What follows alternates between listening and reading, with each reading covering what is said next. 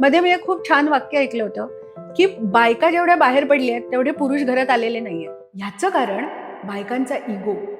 पण नवरा म्हणून त्याला तुला प्रेमाने काही द्यावंसं वाटलं तर तू ते घेणार नाहीस का? त्याच्यावरती म्हणते पण मी का घेऊ, मीच का करायचं मुलाचं, तू पण कर. आणि तो असं म्हणाला की हो मी करायला तयार आहे पण मी नाही करू शकत आहे. तर इथे इगो जिंकला तर प्रॉब्लेम्स होतात. याच्यावरती उपाय म्हणून हल्ली मूल जन्माला न घालणं या लेवलपर्यंत आपण जाऊन पोचलोय. हा फिमेल इगोचा परिणाम आहे. पुरुषांचा इगो हा अनेक वर्षांचा आहे, बायकांचा इगो हा अनेक वर्षात बदलत गेलाय. पूर्वी ज्या गोष्टींनी बायकांचा इगो दुखवायचा त्याने आता तो दुखावत नाही. पण हल्ली बाई आणि पुरुष हा फरक नाही राहिलाय. दोघही जण एक ह्या कोपऱ्यावर आणि त्या कोपऱ्यावरती बसून अशी हाताची घडी घालून मी हे तुझ्यासाठी का करू, किंवा मीच का करू, किंवा तू का नाही करणार, किंवा तूच का नाही करणार, याच्यामध्ये अडकलेले आहेत. एकमेकाची किंमत करण्यापेक्षा एकमेकाची किंमत ठेवली गेली ना तर बऱ्याच गोष्टी सोप्या होतात. इगो तुम्हाला दुसऱ्याची किंमत करायला शिकवतो, ठेवायला नाही शिकवत. तो असं म्हणतोय की मी तुला प्रोटेक्ट करतो ह्या बाहेरच्या वाईट जगापासून, आणि ती असं म्हणतेय की मी माझं करून ठेवते, मला तुझी गरज नाही.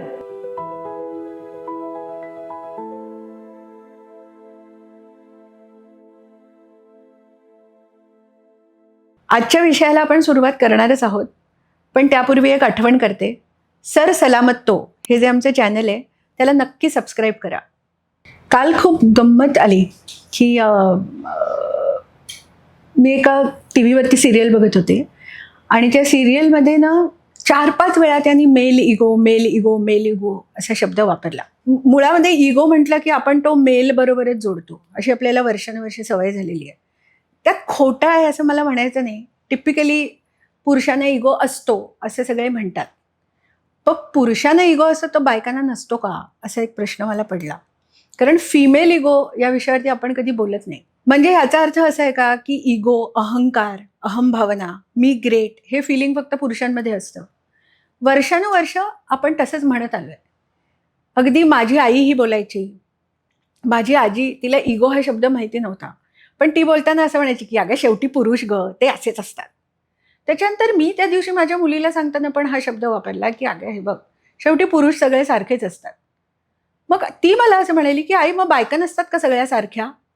आणि तेव्हा मी असा विचार केला की खरं आहे ना, पुरुषी अहंकाराबद्दल आपण सतत बोलत असतो, पण म्हणजे इगो फक्त पुरुषांनाच आहे का आणि बायकांना नाही आहे का? आणि जर तो असेल तर त्याच्याबद्दल कधी चर्चा का नाही होत? तेव्हा मला असं जाणवलं की आपण पुरुषांच्या इगोकडे ज्या डायमेन्शननी बघतो त्या डायमेन्शननी बायकांच्या इगोकडे बघत नाही. रादर गंमत अशी आहे की मेल इगोचा फायदा पुरुषांना होतो, तसा फिमेल इगोचा फायदा पण पुरुषांनाच होतो. आपण एक साधं सोपं उदाहरण घेऊया. पुरुष असं म्हणतो मी पुरुष आहे, मी घरात कुठलंही काम करणार नाही. बाई काय म्हणते, तो पुरुष आहे, तो नाही घरात कुठलं काम करणार, मीच करणार. याच्यातून फायदा फक्त पुरुषांचा होतोय आणि बायका वर्षानुवर्ष घरामध्ये घासत आलेल्या आहेत. गंमत अशी आहे की पुरुष असं म्हणताना खूप आनंदी असतात, पण हे असं म्हणून बायका हॅपी आहेत का नाही ह्याच्याबद्दल मला डाऊट आहे. कारण आता बायका काय म्हणतात, घरात पण मीच मरायचं, बाहेर पण मीच मरायचं, सगळीकडे मीच करते. मध्ये मी एक खूप छान वाक्य ऐकलं होतं की बायका जेवढ्या बाहेर पडल्या आहेत तेवढे पुरुष घरात आलेले नाहीयेत. ह्याचं कारण बायकांचा इगो. म्हणजे बेसिकली मी जेव्हा ह्या गोष्टीचा विचार केला ना की आपण सतत असं म्हणतो की पुरुषांना इगो पुरुषांना इगो पुरुषांना इगो, तो नसतो का, तो असतो. याचं कारण पिढ्यानपिढ्या तो पोचला गेलेला आहे. आपली पॅट्रिआर्कल फॅमिली सिस्टम आहे आपण असं म्हणतो. त्याच्यामुळे एक घरातला कर्ता कोण, तर पुरुष. शेवटी अगदी आत्ता आमच्याकडे ते जनगणना अधिकारी आले होते ना, त्यांनी सुद्धा विचारलं की कर्ता कोण. आणि मी असा एक विनोद पण ऐकला मागे की एका घरामध्ये ते नुसते बसून राहिले होते आणि नवरा बायको भांडत होते. तर त्यांनी लोक त्यांना म्हणाले अहो काय झालं, तर म्हणे अहो नाही, मी फक्त विचारलं की घराला कर्ता कोण आहे, त्याच्यावरनं ते दोघे जण भांडताय. पण आपल्याकडे कर्ता हा शब्द सुद्धा पुरुषीच आहे. अगदी वर्षानुवर्ष आपण जे शब्द वापरत आलोय ना, बॅट्समन हा शब्द पुरुषी आहे. तिकडे वुमनला कुठे थाराच नव्हता. आणि ते पर्पजली घडलं असेल असं पण मला म्हणायचं नाहीये, पण अनेक वर्ष बायका या क्षेत्रांमध्ये नव्हत्याच. अचानक गेल्या 20-25 वर्षांमध्ये बायका सगळ्याच फील्ड्समध्ये आलेल्या आहेत. आणि मला असं वाटतं की जेव्हा बायका घरातून बाहेर पडल्या, बाहेरचं जग बघायला त्यांनी सुरुवात केली, त्यावेळेला फिमेल इगो नावाची एक संकल्पना पण निर्माण झाली, ज्याच्याबद्दल फारसं बोललं जात नाही. त्याच्या आधी फिमेल इगो नव्हता का? होता. जसं मी मगाशी म्हटलं की माझा नवरा घरात काहीही करत नाही, हे सांगण्यामध्ये बायकांना अभिमान वाटायचा, की माझ्या नवऱ्याला चहा सुद्धा करता येत नाही, हे म्हणण्यामध्ये बायकांचा इगो सुखावायचा, की सगळ्या घराचा जे कंट्रोल आहे तो माझ्याकडे आहे. ज्या वेळेला सून घरात यायची आणि सून आणि सासूमध्ये भांडणं व्हायची, याचं सगळ्यात महत्त्वाचं कारण असं की सासूला असं वाटायचं की माझं जे घरातलं साम्राज्य आहे त्याला कुठेतरी आता धक्का बसलाय, आणि म्हणून हे इगो क्लॅशेसच होते. आपण सासू सुनेची जी भांडणं म्हणतो ते दुसरं काहीच नाही, ते इगो क्लॅशेस आहेत. गंमत म्हणजे सून आणि सासरे ह्यांच्यामध्ये इगो क्लॅशेस झाल्याचं आपल्या ऐकिवात नाहीये. मुलगा आणि वडील ह्यांच्यामध्ये होतातच, ते परत पुरुषी इगोमुळे आलेलेच क्लॅशेस असतात. पण तसे क्लॅशेस सून आणि सासरे ह्याच्यामध्ये कधी आपल्याला दिसले नाहीत. तर बायकांचं जे कार्यक्षेत्र होतं त्या कार्यक्षेत्रापुरता बायकांना इगो नव्हता का? होता.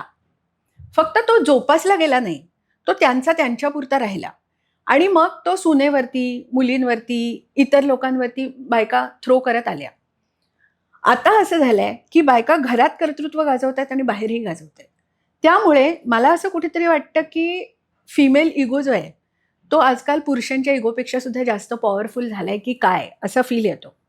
हल्ली मी जेव्हा मुलींशी बोलते, म्हणजे ह्या नवीन पिढीतल्या ज्या मुली आहेत, बरेचदा माझ्याकडे काउन्सिलिंगसाठी येतात, तर त्यावेळेला मला असं खूप जाणवतं ना की त्या बोलताना असं म्हणतात की नाही नाही, माझे खर्च मी करते, त्याचे तो करतो. मी म्हटलं की तुमचं लग्न झालंय तर तू तुझ्या नवऱ्याकडनं गिफ्ट घेतेस का? मी कशाला घेऊ? मी माझं घेऊ शकते. ह्या लेवलवरती चाललंय. पण मी म्हटलं की तू तुझ्या लेवलवरती, मला कबूल आहे की तू घेऊ शकतेस, पण नवरा म्हणून त्याला तुला प्रेमाने काही द्यावंसं वाटलं तर तू ते घेणार नाहीस का? त्याच्यावरती म्हणते, पण मी का घेऊ? मला त्याच्याकडनं काही नकोय. त्याने त्याचं बघावं, मी माझं बघीन. हा फिमेल इगो आहे असं मला कुठेतरी वाटतं. आणि ह्याच्यामध्ये क्लॅशेस कसे होत आहेत माहितीये का? अजूनही जी मुलं आहेत, जी माझ्याकडे येतात, लग्न झालेली मुलं, नवीन नवीन लग्न झालेली मुलं, ती मला असं म्हणतात की मीला असं म्हटलं की मी तुला काय गिफ्ट देऊ वाढदिवसाला, तर ती मला असं म्हणते, तू कशाला मला देतोस, मी मला काय हवं ते घेईन. त्याचा इगो तेव्हा सुखावेल जेव्हा ती त्याच्याकडे हट्टानी आणि हक्कानी काहीतरी मागेल. आणि हे इगो सुखावणं हल्लीच्या पुरुषांचं होत नाहीये. त्यांना त्यांच्या बायकोसाठी काहीतरी करावंसं वाटतंय, पण ती म्हणते तू नको काय करूस, मी बघून घेईन. याच्यामध्ये तुमच्याकडे असलेलं कर्तृत्व, तुमची असलेली गरज आणि तुम्हाला वाटत असलेली आस, या तिन्हीचा कुठेतरी गोंधळ उडतोय असं मला वाटतं. हा इगो बरोबर आहे का चुकीचा आहे याच्याबद्दल बोलण्यात काही अर्थ नाही, कारण जग बदलतंय आणि त्याच्यामुळे सगळ्यांच्या डोक्यामध्ये खूप गोंधळ आहे. मुली पण खूप गोंधळलेल्या आहेत आणि त्याच्यापेक्षा जास्त मुलं गोंधळलेली आहेत. पुरुषांनी परंपरागत जे इगो ठेवलेले आहेत ते आज त्यांना ठेवता येत नाहीये. की पु ल देशपांडे असं म्हणाले होते की मी घरी आल्यानंतर काय केसरी वाचत बसलोय आणि बायको घरात चहा करून मला आणून देते, हे हल्लीच्या काळामध्ये शक्य नाही. त्यामुळे पुरुषांनाही कळत नाहीये की माझा इगो मी कसा जपायचा, मी पुरुष आहे हे मी कसं दाखवू, हे पुरुषांना कळत नाहीये. कारण ते पारंपरिक पद्धतीने ते दाखवायला गेले तर मुली चिडतात. म्हणजे एखादा मुलगा जर, आता गंमत सांगते मी तुला, त्या दिवशी मी लोकल ट्रेननी येत होते आणि माझ्यासमोरनं मी घाईघाईत चढले, मी जनरल डब्यात चढले, तर माझ्यासमोर एक कपल बसलं होतं, मुलगा आणि मुलगी. हां, तर तो पूर्ण वेळ तिला असं सांगत होता की तू ना खिडकीत बस, मी इथे बसतो. आणि ती त्याला म्हणाली का? तो म्हणाला, अगं तुझ्या शेजारी पुरुष बसले ना. म्हणाली मग? म्हणाली तू आत बस ना, मी इकडे बसतो, त्याच्या शेजारी मी बसीन. आणि या विषयावरती ते जवळजवळ 10 नाही, 10 मिनिटं भांडत होते. की ती त्याला असं म्हणत होती की मला नाही फरक पडत बाजूला पुरुष असला तर, आणि तो तिला असं म्हणत होता की अगं पण तू खिडकीत बस, तुझ्या शेजारी मी बसतो. हे इगो क्लॅशेस खूप वेगळ्या लेवलचे आहे. आणि त्याचं उत्तर कुणी कुणाला काय द्यायचं हे मला कळेना. शेवटी मी तिला असं म्हटलं उगाचच माझ्या पांढऱ्या केसांचा फायदा घेऊन की अगं बस की तू आतल्या बाजूला, तो एवढं म्हणतोय तर. तर ती मला म्हणाली, तुमच्याकडे आहे तुमचा नवरा आजूबाजूला, तुमच्या दोन्ही बाजूला मुलंच बसली आहेत ना, तुम्हाला काही प्रॉब्लेम आहे? आणि माझं असं झालं की अगं पण जर असता माझा नवरा तर मीच त्याला असं सांगितलं असतं की तू बाहेरच्या बाजूला बस. तर मला ती असं म्हणाली, हाच प्रॉब्लेम आहे तुमच्या पिढीचा, यांनीच पुरुष सोकावतात. तो असं म्हणतोय की मी तुला प्रोटेक्ट करतो ह्या बाहेरच्या वाईट जगापासून, आणि ती असं म्हणते की मी माझं माझं करून शकते, मला तुझी गरज नाही. हल्लीचं झालंय काय माहितीये का प्रॉब्लेम, मुलं काय किंवा मुली काय, त्यांची सगळी समीकरणं ही गरजेपाशी जाऊन थांबली आहेत. आणि दोघंही असं म्हणतात की मला तुझी गरज नाही. ते खरं आहे. मुली हल्ली कमावत आहेत, स्वतंत्र आहेत, स्वतंत्र विचार करतायत, स्वतःच्या इन्व्हेस्टमेंट सकट सगळं त्या आपलं आपलं बघतायत. मुलं त्यांचं त्यांचं बघतायत. गरज जर बघायला गेलं तर दोघांनी एकमेकांची नाहीये. पण प्रत्येक नाचाचा बेस हा गरजच आहे का? गरज असते ना, तिकडे इगो पोचला जातो. इथे गरज नाहीये, त्यामुळे इगोला कुठे रस्ता मिळत नाहीये आणि तो कुठेतरी चुकीच्या दिशेने बाहेर पडतोय की काय असं मला वाटतं. आता बघ हा गंमत बघ. एक कपल माझ्याकडे आलं, त्यांना मूल हवंय.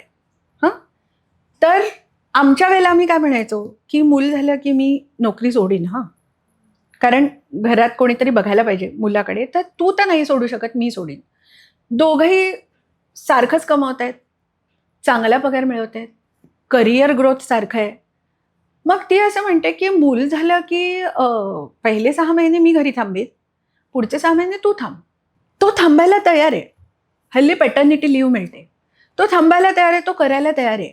6 महिन्याचं जर बाळ असेल, 1 वर्षाचं बाळ असेल, तर त्याचं तो वडील म्हणून करू शकेल का हा पहिला प्रश्न. ते त्या बाळाला पुरेल का हा दुसरा प्रश्न. तो करू शकेल का? हो, करू शकेल. पण मुलांना तसं वाढवलं गेलंय का? नर्चरन्समध्ये मुलांचा कधीच समावेश नव्हता. अजूनही आपल्याकडे मुलाला बाहुली खेळायला द्यायला बायका घाबरतात. अशा परिस्थितीत एक बाप म्हणून तो त्या मुलाला तेवढ्याच सशक्तपणे सांभाळू शकणार आहे का हा प्रश्न आहे. आता माझी मुलगी याच्यावरती असं म्हणते की आई कदाचित मी पण नाही सांभाळू शकणार, माझं पहिलंच मूल आहे ना, मी किती मुलं वाढवली आहेत, हा प्रश्न पडू शकतो. पण कधीतरी असं असतं की एक जे आपली नॅचरल जी हॉर्मोन्स असतात की बायकांना मूल झाल्यानंतर प्रोलॅक्टिन, ऑक्सिटोसिन हे खूप जास्त प्रमाणावर सिक्रीट होतंच. त्याच्यामुळे तो बॉन्ड आहे तो आपोआप निर्माण होतो, जो मुलांमध्ये निर्माण होत नाही पटकन. हा इगोचा मुद्दा आहे. जेव्हा मूल जन्माला घालते कुठलीही बाई, तेव्हा तिच्या शरीरामध्ये त्या मुलासाठी पोषक असे बदल होतात. त्याच्यामध्ये एक ऑक्सिटोसिन नावाचं हॉर्मोन आहे. ऑक्सिटोसिन हे लव्ह हॉर्मोन म्हणतो आपण, की ज्यामुळे नॅचरली तुम्हाला समोरच्याबद्दल खूप प्रेम आणि आपुलकी आणि जिव्हाळा निर्माण होतो. ते नॅचरली प्रोड्यूस होतं. पुरुषांमध्ये पण होतं, पण ज्या प्रमाणात बायकांमध्ये होतं ते तेवढ्या लगेच होत नाही, त्याला थोडा वेळ जावा लागतो. प्रोलॅक्टिन हे तसंच एक दुसरं हॉर्मोन आहे, which is important for breast feeding. आता हे तर बिचाऱ्या पुरुषांमध्ये नाहीच आहे. त्यांना थोडा वेळ लागेल ना त्या मुलाबरोबर अटॅच होण्यात, त्या मुलाला समजून घेण्यात, त्याचं जे सगळं करायचं ते करण्यात. त्यांना वेळ, 1 वर्षाचं मूल झाल्यानंतर हा फरक नाही राहत. मग आई आणि बाप दोघंही सारख्याच लेवलवरती आधीही करणारे पुरुष आहेत. पण मी जसं म्हटलं, जसं की शेवटी अपब्रिंगिंग आहे. पुरुषांना आपण तशा प्रकारे वाढवलं नाहीये की ते एका लहान मुलाला नर्चर करू शकतील. इथे जर ती असं म्हणाली की मीच का करायचं मुलाचं, तू पण कर, आणि तो असं म्हणाला की हो मी करायला तयार आहे पण मी नाही करू शकत आहे, तर इथे इगो जिंकला तर प्रॉब्लेम्स होतात. याच्यावरती उपाय म्हणून हल्ली मूल जन्माला न घालणं या लेवलपर्यंत आपण जाऊन पोचलोय. हा फिमेल इगोचा परिणाम आहे. ह्याच्यावरती लोक मला खूप जास्त प्रमाणावर शिव्या घालतील अशी एक शक्यता आहे. पण मला खरोखर असं वाटतं की नैसर्गिकरित्या सायंटिफिकली स्पीकिंग सुद्धा पहिल्या आणि सायकोलॉजिकली स्पीकिंग सुद्धा पहिल्या वर्षभरामध्ये मुलाला आईची गरज सगळ्यात जास्त असतेच. ती गरज भागवण्याची क्षमता आपल्यामध्ये आहे. हा खरं तर तुमच्यासाठी प्राईडचा विषय असला पाहिजे. तुम्हाला जर इगो ठेवायचा आहे तर ह्या गोष्टीचा ठेवा की त्या मुलाला मी जे देऊ शकतेय ते तू नाही देऊ शकत आहेस. त्याच्याऐवजी मी देते तर तू का नाही या विषयावरती जे आपलं घोडं जात आहे त्याच्यामुळे इगोमध्ये क्लॅशेस होत आहेत. आणि ते क्लॅशेस होऊ नयेत ह्याच्यासाठी कुठेतरी मुलं आणि म्हणजे बायका आणि पुरुष, मुलं मुली मी एवढ्यासाठी म्हणते की ही सगळी तरुण मुलं आहेत, त्यांना जे एक समजावून सांगितलं गेलं पाहिजे ते आमच्या पिढीला कदाचित समजत नाही. याचं कारण आमच्या वेळेला वाटणी क्लिअर होती. पुरुष असा म्हणायचा की मी पैसा कमवलाच पाहिजे. हे असं आता जर पुरुष बोलले तर ते बायकांना अजिबात सहन होत नाही. अगं मला बाहेर जाणं भाग आहे ना, पैसे कमावणं भाग आहे ना. भाग नाही आहे का? आहे. पण हे बोलायचं नाही आहे. ते बोलण्यात त्यांना जी मजा येत होती ना ती आज त्यांना मिळत नाही आहे. झालंय कसं, वपूंचं एक खूप छान वाक्य आहे की दोघांची कार्यक्षेत्र आहेत ना, ती एकमेकाला अनभिज्ञच हवी, तर एकमेकाबद्दल आदर वाटतो. जे तू करतेस हे काय मी पण करू शकेन असं जिथे येतं ना, तिकडे कॉम्पिटिशन आली, तिथे आदर संपला. आणि हल्लीचे जे इगो क्लॅशेस आहेत त्याच्यामुळे ते होत आहे की एखादा नवरा घरी आला आणि म्हणाला मी दमलोय, तर बायको म्हणते मी पण दमले. तुझ्या दमण्याचं काय एवढं? पूर्वी जेव्हा बायका घरात होत्या आणि पुरुष घरून दमून यायचे त्यावेळेला त्या म्हणायच्या दमलास ना तू. हल्ली बायका तसं म्हणत नाहीत. हा जो इगो आहे त्याच्याऐवजी जर मी घरात काम करते, खूप काम करते, त्याच्याबद्दल तूही मला म्हण की दमलीस ना, हे बोलायला बायका कमी पडतात. बायकी इगो हा खूप वेगळ्या लेवलवरती जाऊन पोचलाय. अजूनही अशी अनेक घरे आहेत की जिकडे नवरा घरी आल्यानंतर बायका सगळी कामं बाजूला टाकून धावत पळत त्याच्या शेजारी जाऊन बसतात, त्याच्याशी बोलतात, त्याला विचारतात तुझा दिवस कसा गेला. ही त्यांची आवड आहे, हे त्या मनापासून करतात, स्वतःच्या मर्जीने करतात. पण इतर अनेक बायका त्याच्याकडे काय असं म्हणून बघतात. बाईनी बाईसारखं वागणं हे हल्ली डिसरिस्पेक्टफुल झालंय. तसं झालं की बाईचा बायकी अहंकार दुखावतो असं सगळ्यांना वाटायला लागलंय आणि हे खूप वियर्ड आहे. ते तसं नको व्हायला असं मला कुठेतरी वाटतं. याचं दुसरं टोक असं आहे की जिथे बायका असं म्हणतात की नाही हां, आमच्याकडे पुरुषांना कामं करायला सांगत नाही आम्ही, पुरुषांनी कामं करायची आमच्या घरात पद्धत नाही आहे, घरातल्या बायकांनीच करायची ही कामं आहेत, ती त्यांनीच केली पाहिजेत. हा बायकी इगोच आहे आणि तो आपण वर्षानुवर्ष जोपासलाय. किचनमध्ये जर नवरा काम करत असेल तर अनेक बायका अजूनही अस्वस्थ होतात. गंमत त्याच्यामध्ये अशी आहे की जेव्हा कुणीच नसतं तेव्हा ते आपल्या नवऱ्यांना कामं सांगतात. पण जर पाहुणे घरी येणार असतील आणि तेव्हा जर नवरा किचनमध्ये मदत करायला आला तर बायका त्याला सांगतात तू आत्ता नको आत येऊस, तू बाहेर जाऊन बस. त्यांना असं नकोय वाटायला तू घरात कामं करतोस. हा फील अजूनही आहे आणि तो का असावा हे मला कळत नाही. बायका बाहेर जाऊन कमावतात हे आता सगळ्यांनी मान्य केलंय. मग पुरुष घरात कामं करतात आणि त्यांनी ती केली तर इट्स ओके, हे बायका अजून मान्य करू शकत नाहीये. माझा नवरा मला घरकामात मदत करतो याच्यामध्ये इगो दुखावण्यासारखं काही नाहीये, पण अनेक बायका हे मोठ्याने बोलायला तयार नाही. माझ्यापेक्षा माझा नवरा जास्त चांगला स्वयंपाक करतो हे मोठ्याने बोलायला बायका जोपर्यंत घाबरतायत तोपर्यंत माझी बायको माझ्यापेक्षा जास्त ड्रायव्हिंग चांगलं करते हे पुरुष बोलणार नाही. ते करतायत त्याच्याबद्दल तुम्ही त्यांना अप्रिसिएशन द्या. तुम्हालाच लाज वाटत असेल तर त्यांना तर वर्षानुवर्ष लाजच वाटतेय. घरात काम करणं हे त्यांच्यासाठी कमीपणाचंच आहे. तुमच्यासाठी पण जर ते कमीपणाचं असेल तर ते घरात कामं नाही करणार आहेत. मग पुरुष असं म्हणतात की कोणी नसतं तेव्हा तू बरोबर माझ्याकडनं कामं करून घेतेस, पण कोणी आल्यानंतर तुम्हाला कामं नाही सांगत का? तुझा इगो दुखावतो की मी काम करतो नाही, सगळी कामं मीच करते घरातली, असं लोकांनी तुला म्हणावं असं तुला वाटतं. हा प्रॉब्लेम हल्ली झालाय. पुरुषांचा इगो हा अनेक वर्षांचा आहे, बायकांचा इगो हा अनेक वर्षात बदलत गेलाय. पूर्वी ज्या गोष्टींनी बायकांचा इगो दुखवायचा त्याने आता तो दुखावत नाही. पण हल्ली बाई आणि पुरुष हा फरक नाही राहिलाय. इगो हा वाईटच आहे. मला वाटला काय, तुला वाटला काय, कुणालाही वाटला काय, कुठूनही असला तरी इगो वाईटच आहे. त्या इगोचे दुष्परिणाम हल्ली डबल बाउंड झाले आहेत एवढंच फक्त मला वाटतं. याचं कारण जे गोंधळ इगोमुळे घडतायत ते गोंधळ सोडवायला कोणाला वेळ नाही आहे. दोघंही जण एक ह्या कोपऱ्यावर आणि त्या कोपऱ्यावरती बसून अशी हाताची घडी घालून मी हे तुझ्यासाठी का करू, किंवा मीच का करू, किंवा तू का नाही करणार, किंवा तूच का नाही करणार, याच्यामध्ये अडकलेले आहेत. पूर्वीच्या काळी बायकांना फारसं कोणी विचारायचं, तुमचे इगो घेऊन बसा तुमच्यापाशी, अशी वृत्ती होती. बायका शिकल्या, बायका घराबाहेर पडल्या, बायका नोकरी करायला लागल्या, आता बायका करिअर करायला लागल्या. त्याच्यानंतर त्यांना इगोची मजा कळायला लागली. या इगोच्या मजेमुळे तुम्हाला डोपामिन मिळतं. मी जेव्हा माझा इगो जोपासते त्यावेळेला मला सॉलिड फील होतं, मी कोणीतरी ग्रेट आहे असं वाटतं. त्याच्यात तुम्हाला खूप सारं डोपामिन मिळतं आणि आपल्या मेंदूला डोपामिन हवं आहे. दुर्दैवाने ते चुकीच्या दिशेने वापरलं जात आहे. मी ग्रेट आहे पुरुष आणि बायका हे आधी कंपॅरिझन आणि मग कॉम्पिटिशनपर्यंत जाऊन पोचले आहेत. कम्पॅटेबिलिटीपर्यंत जायचं असेल तर त्या दोघांनाही इगो बाजूला ठेवायला लागेल. हे माझं काम आणि हे तुझं कामपेक्षा हे काम आहे आणि ते आपल्या दोघांपैकी कोणीतरी करायचं आहे. ते करताना च मध्ये येऊ नये. इगोला मराठीत शब्द नाही आहे. मी असं म्हणते की इगोला मराठीत च म्हणतात. तो च आपल्या आयुष्यातनं गेला तर बरेच प्रश्न सुटतील असं मला वाटतं. इगो कधी जोपासला जातो माहिती आहे का? म्हणजे कधी असं वाटतं की मी हे करते, मला हे जमतं, मी ग्रेट आहे, माझं सगळं छान आहे, हे माणूस तेव्हा बोलायला लागतो जेव्हा बाकीचं कोणी ते बोलत नाही. जसजशी अप्रिसिएशनची पातळी वाढेल तसा इगो कमी होत जाईल असं मला वाटतं. की दोघंही जण हल्ली काय झालं माहितीये, कोणी कोणाचं कौतुक नाही करत.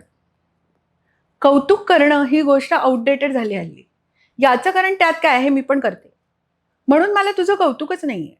तू रोज संध्याकाळी चर्चगेट ते बोरिवली प्रवास करून येतेस लोकल ट्रेननी, मी पण येतो.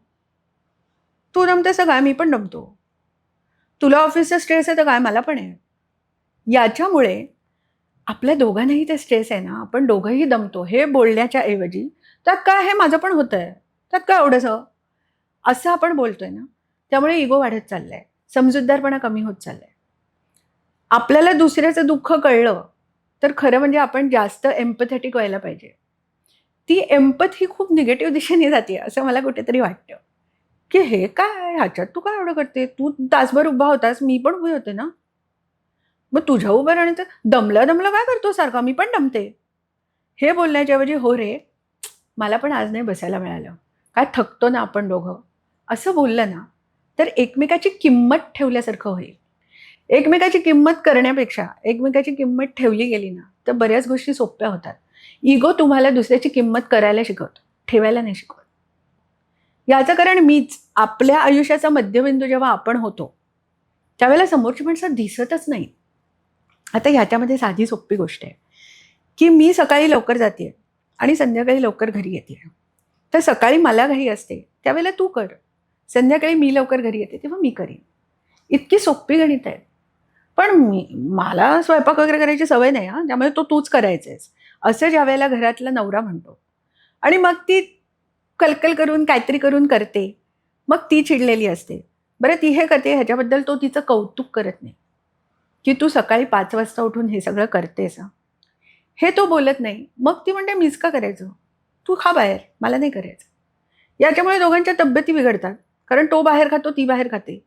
घरातलं अन्न दोघांच्याही पोटात. हा मी तुला ना खूप बेसिक हे सांगते की याच्यामुळे होतंय काय माहितीये, घर, फॅमिली, कुटुंब, आपलं आयुष्य, ह्या गोष्टी इतिहास जमावायला लागलेल्या आहेत. साधी गोष्ट असे माहिती का, खरं तर ह्याच्यामध्ये मोठं काही नाही आहे, पण आपल्याला ग्रोसरीज घरात मागवायचे, त्या तुम्ही दोघांनी एकत्र बसून मागवल्यात ना तरी सुद्धा इगो कमी होतो. की सांग ना आपण काय घेऊया. मग त्यांनी जर असं सजेस्ट केलं की आपण ना प्रिल नको विम मागवूया, तर तुला काय कळतं का त्यातलं, तू नको मला सांगूस, हे नको ना बोलूस. ठीक आहे विम मागवूया, मागवून बघू. विम आणि प्रिलमध्ये फारसा काही फरक आहे असं मला तरी वाटत नाही, पण तो असेल तरी सुद्धा त्यांनी काहीतरी सजेस्ट केलं तर ते ऐकून घ्यायला काय हरकत आहे. किंवा बघा ह्या आठवड्यामध्ये आपण भेंडी मागवायचे का दुधी मागवू, असं त्याला विचारू शकतो ना आपण. प्रॉब्लेम असा आहे की इगोमुळे कंट्रोल जन्माला येतो आणि कंट्रोलमुळे इगो वाढतो.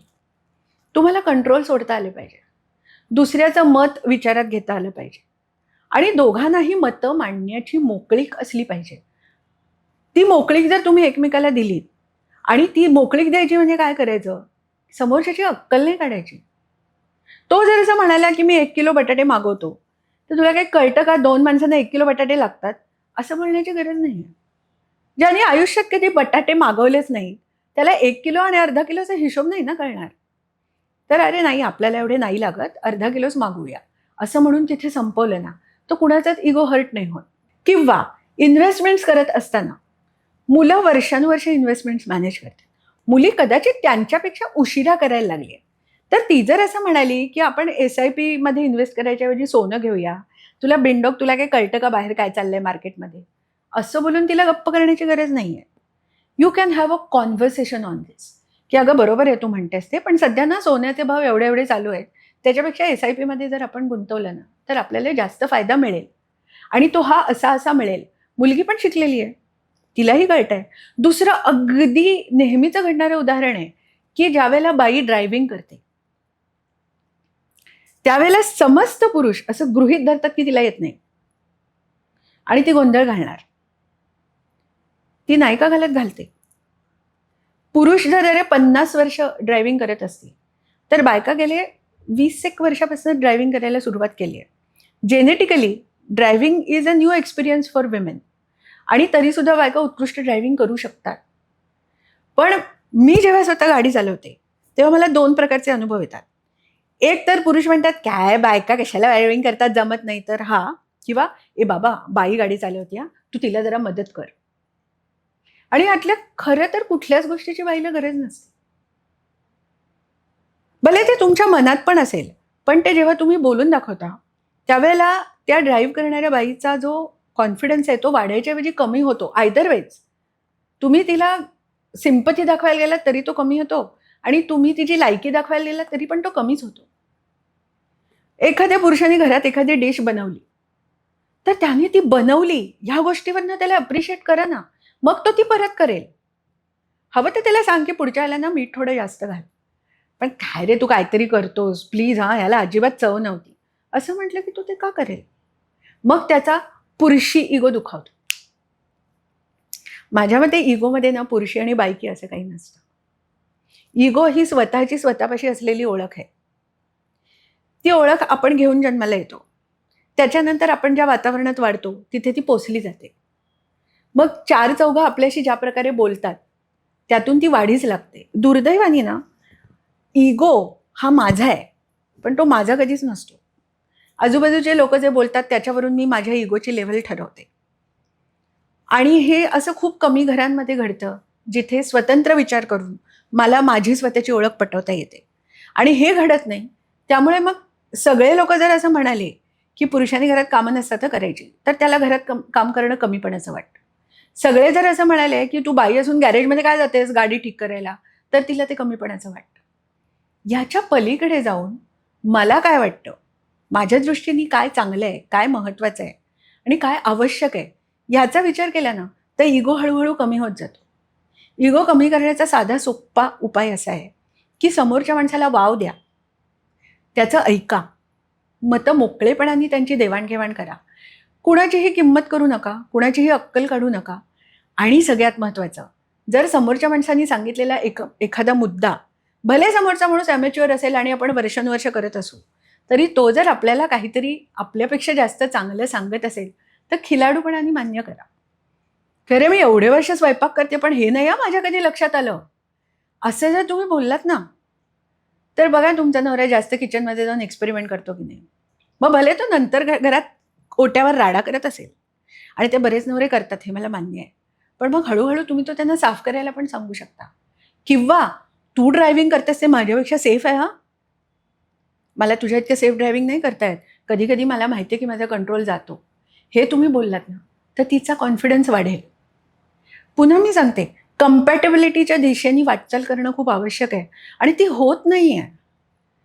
आपलं ते हल्ली ते काय म्हणतात त्याला TTMM, हे जे TTMMचं जग आहे ना त्याच्यामध्ये आपण हा मुद्दाच नाही आहे कुठे.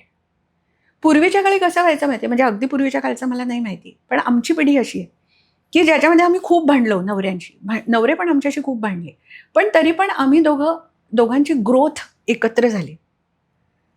याचं कारण आमचा काळ खूप बदलता होता ना, बायकांनी त्यांच्या अधिकारांबद्दल बोलणं हे खूपच नवीन होतं, ज्याच्यामुळे आमचे नवरे पहिल्यांदा भयंकर अस्वस्थ पण झाले. पण नंतर हळूहळू त्यांना कळलं की नाही नाही ह्याला काय पर्याय नाही, हे तर होणारच आहे. त्यामुळे त्यांनी त्याप्रमाणे स्वतःत बदल जेवढे त्यांना शक्य झाले ते घडवले. ते बदल घडवल्याबद्दल आम्ही त्यांना अप्रिशिएट केलं. हल्ली असं होत आहे की बदल घडलेल्या स्वरूपातच बाई आणि पुरुष दोघंही आले आणि त्यामुळे माझं आणि तुझं हीची डेफिनेशन्स खूप स्पष्ट झाली आहे. त्या डेफिनेशनच्या पलीकडे जाऊन आपलं ह्या लेवलवरती कुठेतरी जायला हवं आहे की माझं चुकलं तर तू मला सांग, तुझं चुकलं तर मी तुला सांगेन, आणि त्याच्यामध्ये इगो येऊ देऊ नकोस. मी कधी चुकतच नाही ह्या बाबतीत, हे दोघांचंही झालं ना, तर मग तुमच्यामध्ये अजून चांगलं होण्याची क्षमता तुम्ही हरवून बसा. की इन्व्हेस्टमेंटबद्दल तू काय मला सांगतेस, असं बोलण्याची गरज नाही आहे. कधीतरी एखादा खूप चांगला मुद्दा ती तुला सजेस्ट करू शकते, तो ऐक. तर ऐकण्याची क्षमता वाढवायला हवी. बरेच वेळा जेव्हा आपल्याला असं कळतं की मला यातलं सगळंच कळतं, तेव्हा समोरचा माणूस काय बोलतोय ना ते आपण ऐकतच नाही. ते जो आहे, जो मी मगाशी म्हटलं, तो पुसला ना की सगळं ऐकू येईल. तो हा तुमच्या हेडफोनसारखा आहे. तो तुमच्या कानात इतकं घट्ट रोवलेला आहे. हल्ली कशी तुम्ही मुलं रस्त्यातनं चालताना कानात हेडफोन घालून चालता की नाही, तेव्हा मागे कोणतरी हॉर्न वाजवतोय, तुम्हाला ऐकू येत नाही. समोरून कोणीतरी हाक मारली, तुम्हाला ऐकू येत नाही. अशी जी हल्लीच्या मुलांची परिस्थिती आहे, तो त्यांच्या दोन्ही कानांमध्ये बसलेला आहे. तो काढा, ऐका, बोला, मतं व्यक्त करा, दुसऱ्याच्या मतांचा आदर करा आणि दुसऱ्याला अप्रिशिएट करा. इगो संपवण्याची हे साधा सोप्पा उपाय आहे.